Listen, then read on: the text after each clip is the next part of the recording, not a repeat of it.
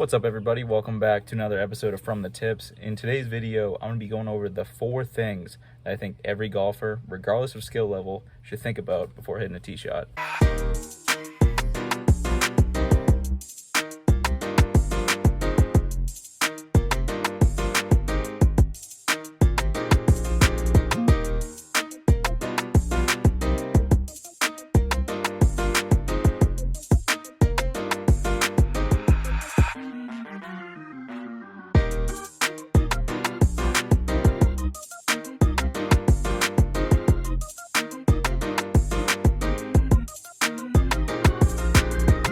Alright guys, we're here at number 3 at Vanderbilt Country Club. I'll show a little flyover just so you guys can see exactly what I'm seeing. So it's a shorter par 4, and the first thing that you guys need to think about before hitting any tee shot is how far the hole is. And I can't stress this enough. Reason being, you want to leave yourself a good distance in. You got to know what clubs you feel comfortable hitting into greens.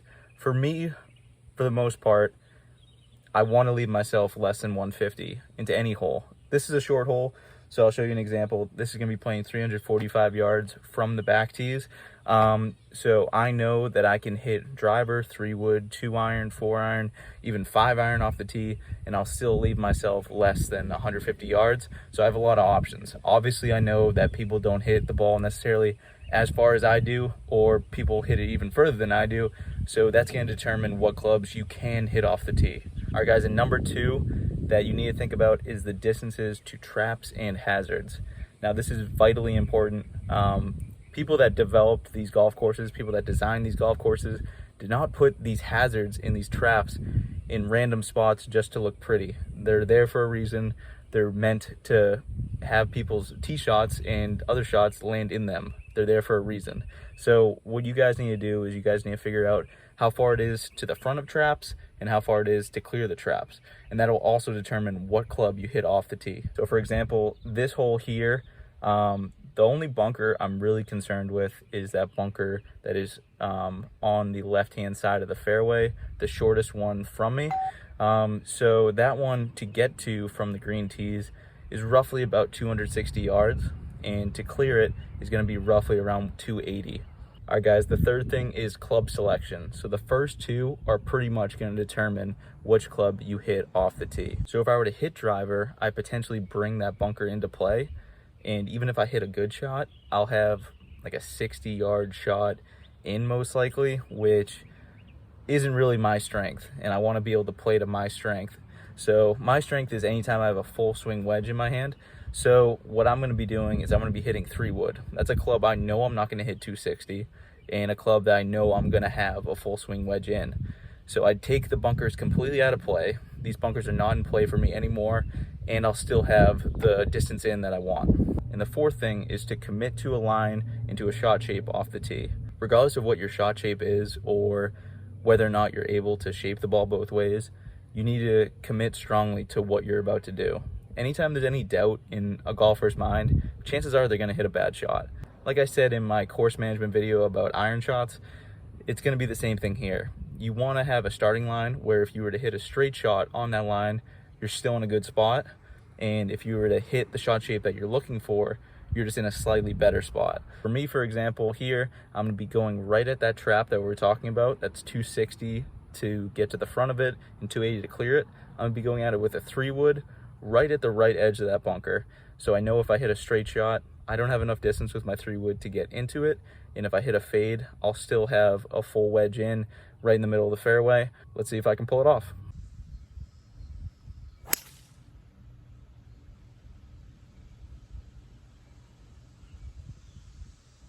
All right, guys, so walking up to my ball here, as you can see, it's very wet out. We got about 9 inches of rain in the last 2 days, so it's embedded in the ground there.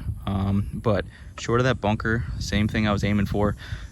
Did push that a little bit right, but because of my aim point, I still managed to be right in the middle of the fairway, about 100 yards in. Perfect sandwich for me, so let's see if I can make birdie.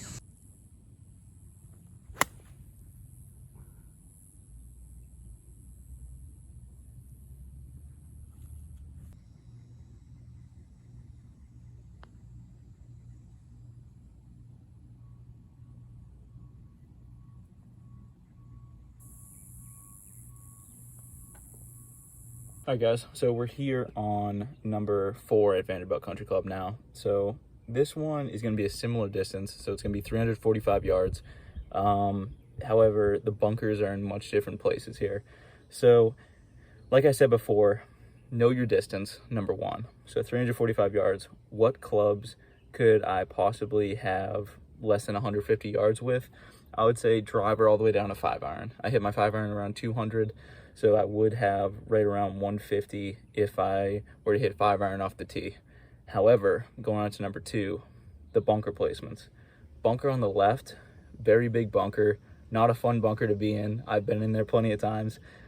It is 205 yards to get to the front of it, and to clear it is roughly around 240, 235, 240. So that bunker alone eliminates a lot of my clubs off the tee. 3-wood would almost certainly get in it unless I absolutely hammer one. 2-iron would get in it, 4-iron would get in it, and 5-iron potentially could get to the front of it. So that eliminates those clubs right there. So pretty much my decision has been made. I'm going to be hitting driver. Driver, I could definitely clear that bunker, take the bunker completely out of play. So that's what I'm going to be going with. And then for number 4, guys, the line I'm going to commit to is the right edge of that left trap. And you could make an argument either way. You could be potentially going for a draw or a fade here. For me, this hole suits my eye better to a fade, just because a fade gets you slightly closer to the hole. It does start to bring in that right-handed trap into play. That right-hand trap comes up around 270 yards, and then the water comes in around 290. So it does bring those into play slightly, but I much prefer that than a draw that potentially brings out of bounds left into play. So you got to weigh the pros and the cons. If I were to hit a draw here, guys, I could potentially be making double. If I hit a fade, chances are if I hit a decent one, the worst I'm going to be making is bogey. If I'm in that trap, I could still definitely scramble for bogey, if not par or better. So that's going to be the play here. I'm going to be aiming at that left-hand trap, right edge, playing a fade. Let's see if I can do it.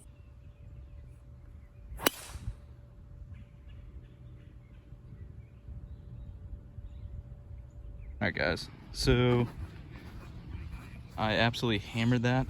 Again, another embedded ball. Gonna leave myself an awkward distance though, but all things considered, it is a lot better than being in that trap back there. Cleared that thing pretty easily. A little more downwind than I anticipated, so gonna have about, looks like 70 yards. All right, guys, so now we're here on number 5. So I picked these 3-hole stretches just because it really shows kind of that you don't need to be hitting driver off the tee every single par 4 and every single par 5. So this hole, playing from the tees that I'm playing, is going to be playing again around 347. So similar distance to the last hole, except this hole is a sharp dogleg left. There's a bunker right in the middle of the fairway. Again, to get to the front of it is going to be roughly around 235, and then to clear it is going to be roughly around 250. So let's go through our checklist. Hole's 347. I can get most clubs in my bag within that 150 range because the way the hole is shaped. It's 347 if I were to take a straight line down the dog leg and then a straight line left, but I could always cut the corner with different clubs. So I would say off the tee here, I could hit anything from 6-iron on up. However, that bunker is going to play a huge factor, obviously. It's right in the middle of the fairway, right where most of my aim points would be, and that takes away my 3-wood, and that's pretty much it. I think that's the only club I can really get there. Driver, I could get there, but I would probably clear it, but I am bringing that into play, and for what advantage? What advantage would I get from hitting driver on this hole? I'm going to be going 2-iron just because I know a 2 will not be able to get to that bunker.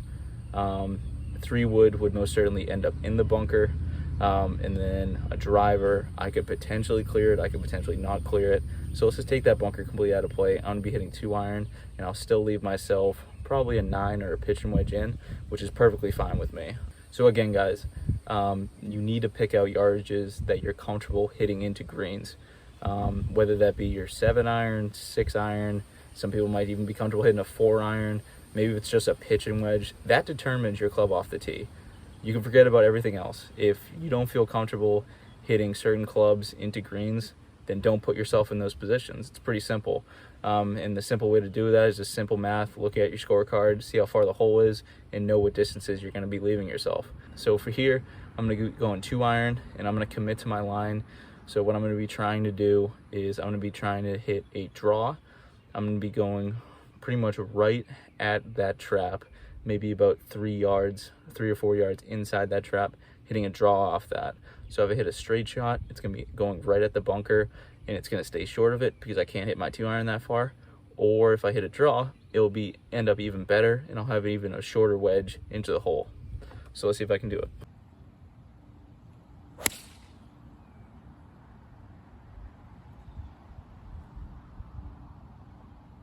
Alright guys, so I got up to my ball here. This one fortunately did not plug. I actually got a decent amount of runoff. So I stayed short of this bunker right here. And it actually drew a little bit off that edge. So I'm only gonna have, looks like about another 70-yard shot or so.